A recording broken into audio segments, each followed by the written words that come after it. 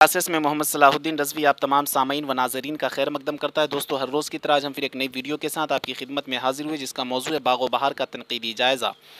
दोस्तों, वीडियो शुरू करें इससे पहले हम आपसे गुजारिश करना चाहते हैं कि अगर अब तक कि आपने हमारे चैनल को सब्सक्राइब नहीं किया तो प्लीज़ हमारे चैनल को सब्सक्राइब करें, बेल आइकॉन को दबा लें ताकि हमारी आने वाली हर वीडियो की नोटिफिकेशन सबसे पहले पहुंचे आप तक। लाइक्स करें, कमेंट्स करें, अपने दोस्तों को शेयर करें ताकि वो भी इस वीडियो से फ़ायदा उठा सके। हमारी वीडियो कंटिन्यू देखते रहें और आप तैयारी करते रहें नेट, MA और JRF की इम्तहानात के। तो चलिए दोस्तों, बात करते हैं बाग़ व बहार मीर अमन की तबेज़ात तसनीफ़ नहीं है, बल्कि ये अता हुसैन तहसीन की नौतर्ज़ मुरस्सा से माखूज़ है, जो फ़ारसी किस्से चिहार दुर्वेश का आज़ाद तर्जमा है। मीर अमन ने डॉक्टर गलकराइस्ट की फरमाइश पर किस्से चिहार दुर्वेश को सादा और सलीस उर्दू में लिखा है। बाग़ व बहार एक दास्तान है, उसमें दास्तान की अच्छाइयाँ और ख़राबियाँ मौजूद हैं, वही आम दास्तानों जैसी पुरअसरारियत और मुहिम जोई उसमें भी पाई जाती है। हीरो जंगल जंगल भटकता और सहराओं की खाक छानता हुआ गौहरे मकसूद पा लेने में कामयाब हो जाता है। माफ़ौकुल फितरत अनासिर और गैबी ताकतों की कार फरमाई हीरो की कमज़ोरियों पर पर्दा डालती हुई नज़र आती है। किरदार निगारी में भी वही मिसालियत पसंदी है जो आम दास्तानों का ख़ासा है। अलबत्ता निस्वानी किरदारों में किसी कदर ज़िंदगी की हरारत और नशो नुमा का सबूत मिलता है। मर्द किरदार की तरह इश्क व मोहब्बत उनकी फितरत में भी दाखिल है और जिन्स उनकी सबसे बड़ी कमज़ोरी है, लेकिन ये अपनी मोहब्बत में इंतहा पसंद नहीं, वो अपने जज्बात पर काबू रखते हैं और जब उनका निस्वानी पिंदार मजरूह होता है तो वो अपनी तौहीन का बदला भी लेना चाहते हैं। बज़ाहिर बाग़ व बहार वक्त गुजारी और दिल बहलाने के लिए लिखी गई एक दास्तान है, लेकिन उसमें इस अहद की रूह सिमट आई है। ज़िक्र दुनिया के किसी हिस्सा का हो, दिल्ली के गली कूचों और जीते जागते इंसानों की परछाइयाँ मौजूद रहती है।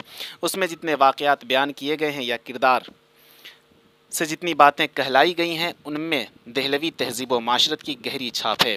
अपनी इस खसूसियत की वजह से ये किताब अपने अहद की एक माशरती दस्तावेज़ बन गई है। बाग़ व बहार की अज़मत व मकबूलियत का इन्हिसार उसके उसलूब निगारिश पर है। अपनी इसी खसूसियत की वजह से वज़िंदा वो जावेद है। उसका शुमार उर्दू की उन क्लास की किताबों में होता है जिनसे उर्दू ज़बान का वसीला इज़हार बनने में मदद मिलती है।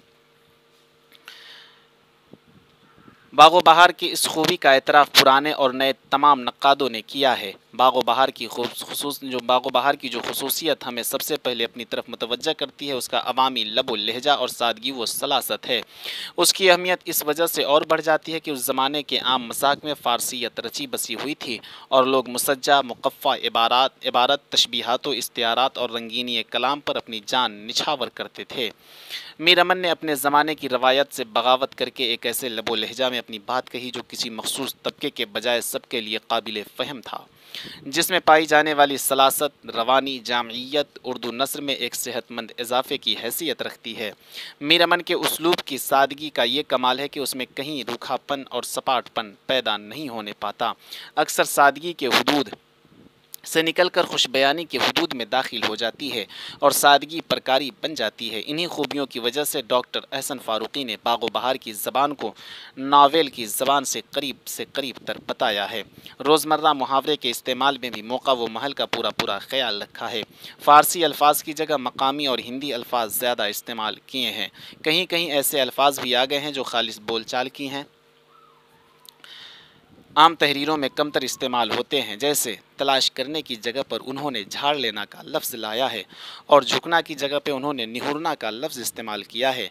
बज़िद की जगह पर उन्होंने बजिद का लफ्ज़ इस्तेमाल किया है। मज़ाक की जगह पर उन्होंने मज़ाक का लफ्ज़ इस्तेमाल किया है। इसी कबील के अल्फाज हैं, लेकिन ये अल्फाज इतने फितरी अंदाज में इस्तेमाल हुए हैं कि उनसे बाग़ व बहार मजमूई हुस्न व दिलकशी में कमी वाक़ई नहीं होती। मीर अमन ने इस बात का ख्याल रखा है कि उनकी ज़बान की मासूमियत और फितरीपन मुतासिर न होने पाए। इसी तरह जहाँ कहीं काफ़िया आराई की इबारत में शेरियत और दिल आवेज़ी पैदा हो गई है, ये काफ़िया आराई मजाक पर गिरा नहीं गुजरती और न ही उसकी वजह से इंशा पर्दाजी व अफसाना नवेसी की दूसरी खसूसियात उसके बोझ से दबने पाती है। बाज़ नक्कादों ने बाग़ व बहार में मतरूक, तस्दीक, मज़ाफ़ और निर्गांव वगैरह जैसे मुश्किल अरबी व फ़ारसी अल्फाज के इस्तेमाल पर गिरफ्त की है। इमला और तज़कीर व तानीस की गलतियों की तरफ इशारा किया है। इसी तरह जुमेरात की जगह जुमीरात लिखा है और मुरस्सा की जगह मुरस्से, ने की जगह के बेकायदा इस्तेमाल और करके के बजाय कर लिखने का इल्ज़ाम रखा है। उमराओ, सलातीनों और गुरबा जैसे खिलाफ कवायद जमा बनाने और गुजरानियाँ होतियाँ की शक्ल में फ़ेल की जमा इस्तेमाल करने की निशानदेही की है। आज हमें ये अल्फाज यकीनन गलत लगते हैं, लेकिन इस ज़माने की बोलचाल में ये अल्फाज मुरव्विज थे, लिहाजा उनके किरदारों की ज़बान पर रवां होने की वजह से ख़ुद उनके नोक़े कलम तक आ गए हैं। तो दोस्तों ये थी हमारी आज की वीडियो। तो उम्मीद करते हैं कि आपको वीडियो अच्छी लगी होगी। तो दोस्तों इसी तरह हमारी वीडियो को देखते रहें, एग्ज़ाम और इम्तहानात की मुकम्मल तैयारी करते रहें। फिर मिलते हैं अगली वीडियो के साथ। आपका मुखलिस दोस्त मोहम्मद सलाहुद्दीन रज़वी। तब तक के लिए खुदा हाफिज़।